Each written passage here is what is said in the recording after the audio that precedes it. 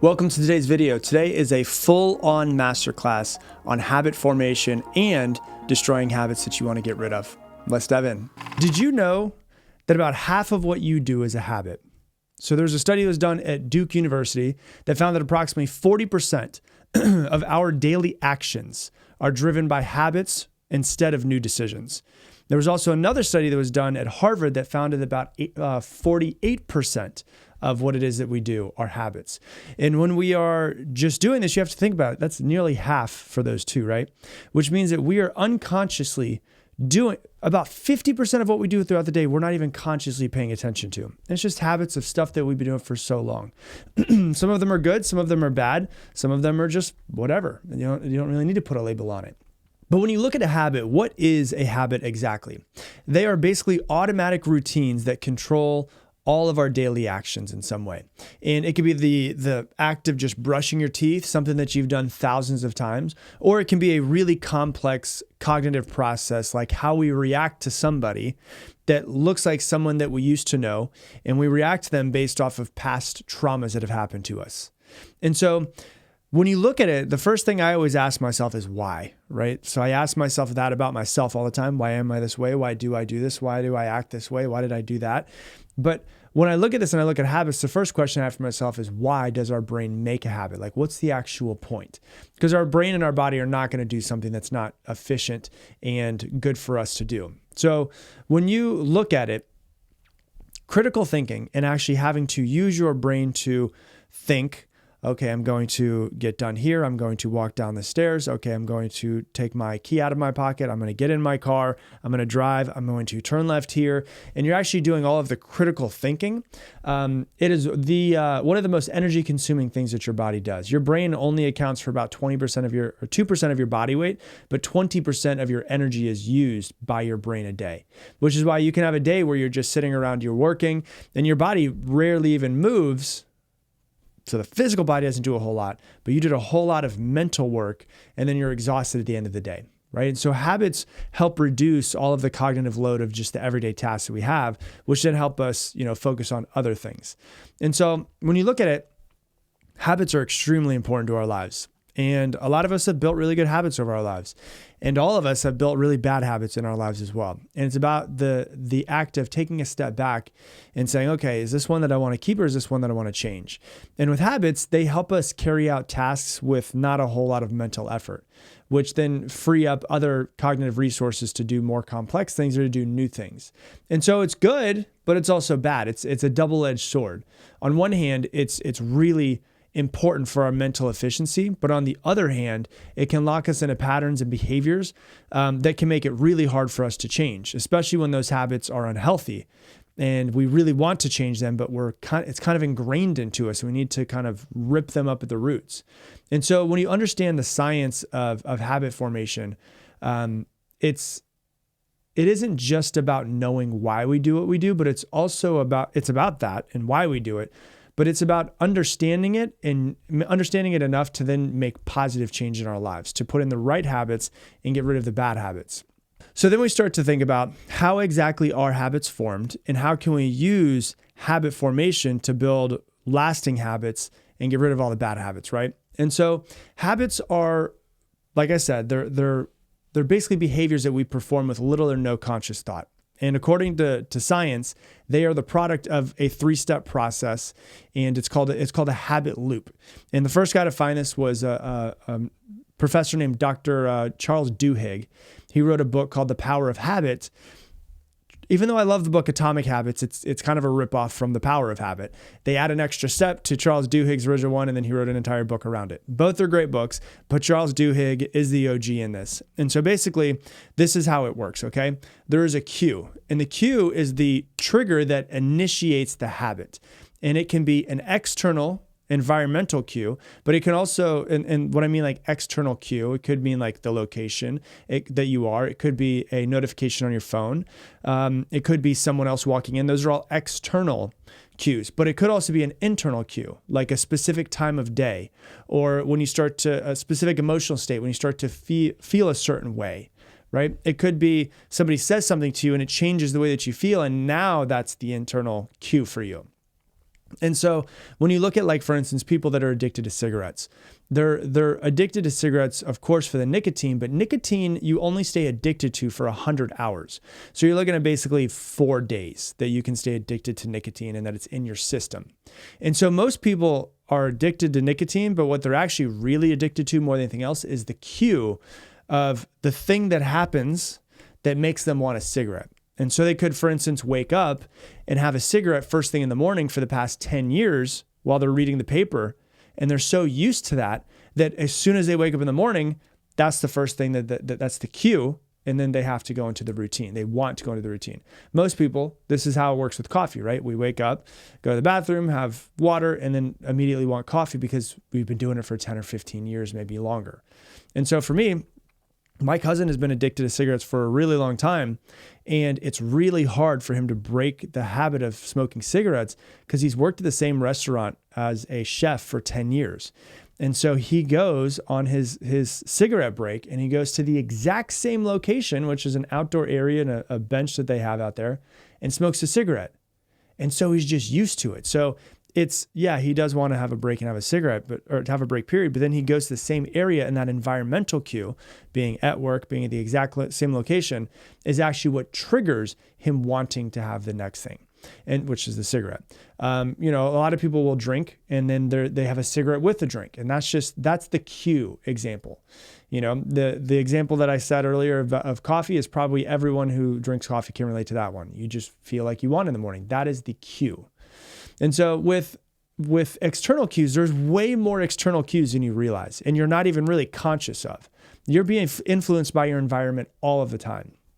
When you sit down on the couch, most people sitting down on the couch, that is a cue to do what? To watch TV. And you're just used to doing it. You just sit down on the couch, you turn on the TV, you turn off your mind for a little bit. Now try taking the TV off the wall and putting books on the coffee table.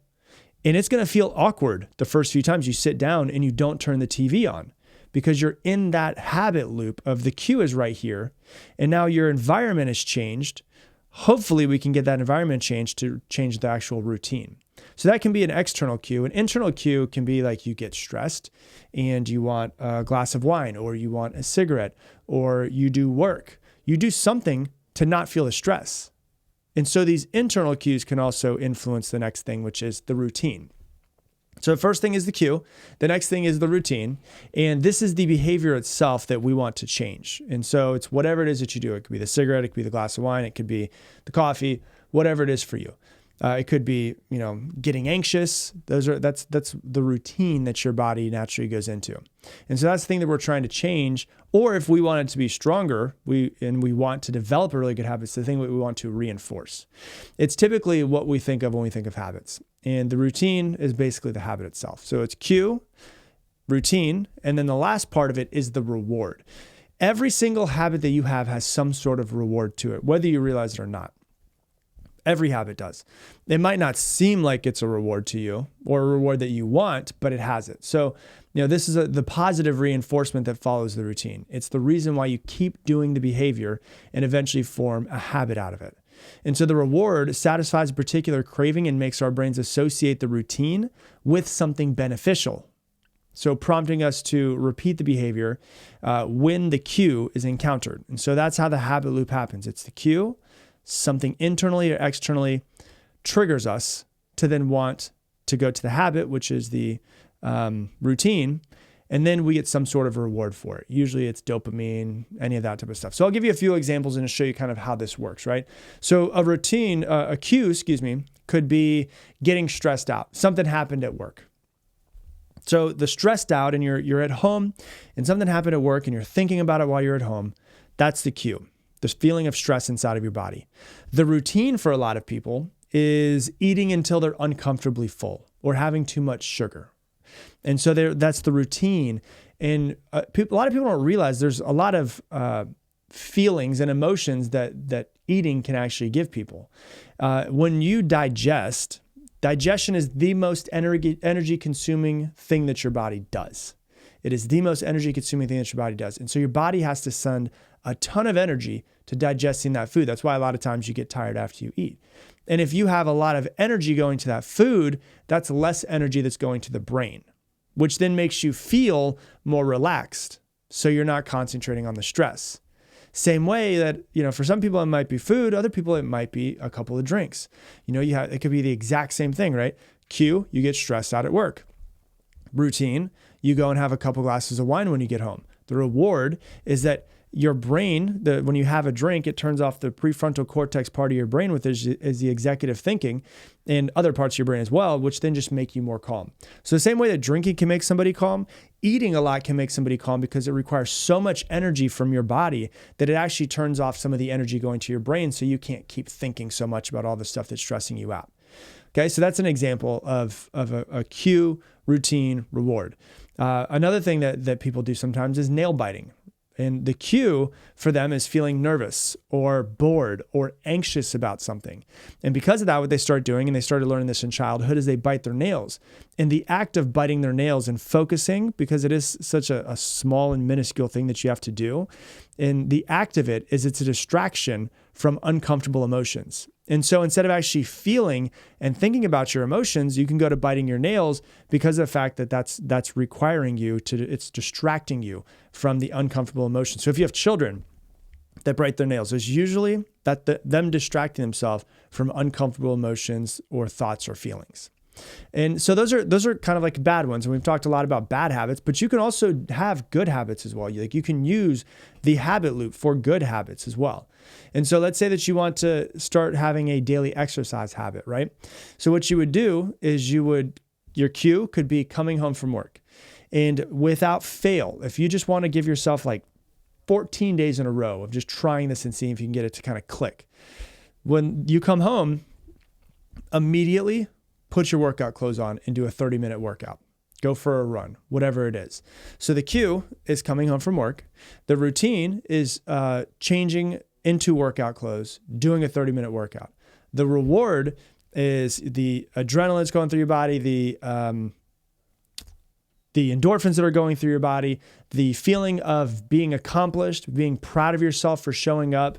Instead of beating yourself up and saying, oh my gosh, you didn't work as hard as you could have, it's like, hey, I'm proud of you.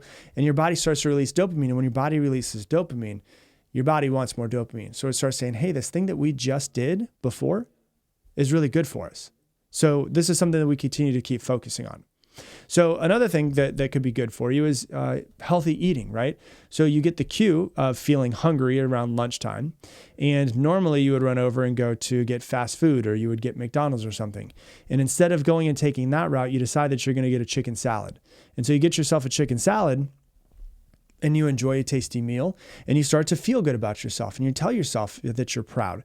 Now, I wrote about this in my book, Level Up, where the actual celebration of yourself can be rewarding.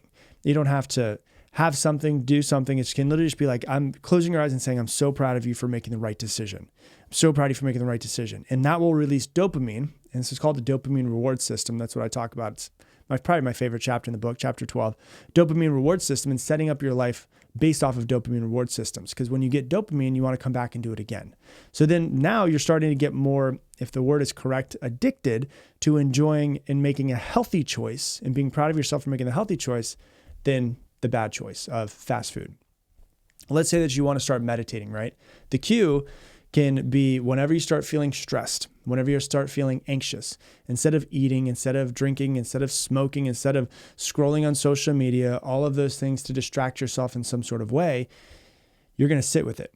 The routine is sitting in a quiet place and meditating for 15 minutes and taking deep breaths into the nose and out through the mouth. And the reward is the way that you feel after. And so you feel really good. You feel calm. You feel centered. You feel more at peace. And in your head, you're going, that was a really good idea. I want to keep doing that. And so that's the cue, the routine, the reward that you can have for meditating. And so this habit loop is deeply, deeply rooted into human neurobiology. And so when we encounter a cue, the interesting part about it, when we encounter the cue, our brain actually releases dopamine, which is a neurotransmitter that triggers our reward system and then drives us to perform the habitual routine to achieve the next reward, whatever that reward is. Plus, when we get that reward, our brain releases more dopamine. And when we get that into we're basically dopamine fiends. We all want dopamine. We all get it in different ways. Good ways, bad ways, everything. And so when we actually get the cue, our brain releases a little bit of dopamine, and dopamine is a chemical of motivation. We want to go and get the next bit of dopamine, which we know if we follow the routine, we're going to get the reward, and reward is also going to be part of the dopamine system. And so it's really, really interesting. We start figuring out how the human brain works. And this process is facilitated by a part of the brain that's called the basal ganglia, which plays a central role in the formation of habits. And each time we go through the habit loop, the connection in our brain gets stronger, making the habit more ingrained and automatic within us. And so it's known as something called Hebe's Law, which basically says that neurons that fire together wire together. The more they fire together, the more we do something over and over and over again. This is why repetition is the mother of all skill. So the more that they fire together, aka sends an electrical signal from one place to another, the stronger the wiring actually becomes. And this is why people who are older seem really set in their ways. It's not that it's impossible to change at any age, because it's not impossible to change. It's just that they're more resistant. And so it's really interesting when you start to dive in and start to think about it.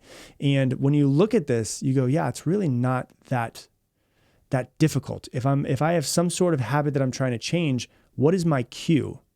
Can I get rid of the cue? If it's in my physical environment, can I get rid of that cue so that I'm not tempted as much? If not, maybe I can change it and start to become aware of what is my cue, what is my routine, what is my reward that I feel whenever I have a bad habit. See if you could change their cue, see if you could change the routine, all of that. Become aware, just become more aware of what's going on. And then the second thing that you can do is if you're trying to create new habits, how can you start a cue? How can you make sure that you have the routine, and how can you create a reward system? And like I said, you can actually go back to another episode I made called Dopamine Reward System, where I explain it much more in depth. But it really shows you that if you want to be intelligent and diligent and sit there and actually plan it out, you can change the habits that you don't want anymore, and you can create the habits that are going to be more beneficial for the future that you're trying to create. And so that's what I got for you for today's episode. If you love this episode, please share it on your Instagram stories and tag me in it, Rob Dial Jr. And also, if you love this podcast, I definitely think you're going to like something that I've been talking about the past few episodes that's coming out called Mindset Mentor Plus. It is a way to take these episodes and fully integrate them into your life. And so, I know that if you're out there, you want to grow and you want to improve yourself, this is my way of trying to help you take these episodes and integrate them into every aspect of your life. Every single episode that comes out on this podcast for people in Mindset Mentor Plus are going to get detailed worksheets, multiple pages, explaining and helping you understand the topics even more. There's going to be journaling prompts so you can actually start to integrate them into your life. There's also going to be assignments so you can start using them really in your physical environment. So you're not just a listener of the podcast, but a participant. There's going to be exclusive question and answer sessions with me. There's going to be access to an entire Mindset Mentor listener community, and many, many other bonuses. And it's going to be less than you spend on coffee a month, most likely. And for some of you guys, it's going to be way less than you spend on coffee every single month. So if you want to learn more about it and you want to sign up for the wait list, because founding members will get a discount, go to mindsetwaitlist.com to learn more. Once again, mindsetwaitlist.com. And I'll send you out the email before we announce it anywhere else. Nowhere on social media, nowhere on podcasts. It'll come out to Mindset Waitlist first. So with that, I'm going to leave you the same way I leave you every single episode. Make it your mission to make someone else's day better. I appreciate you, and I hope that you have an amazing day.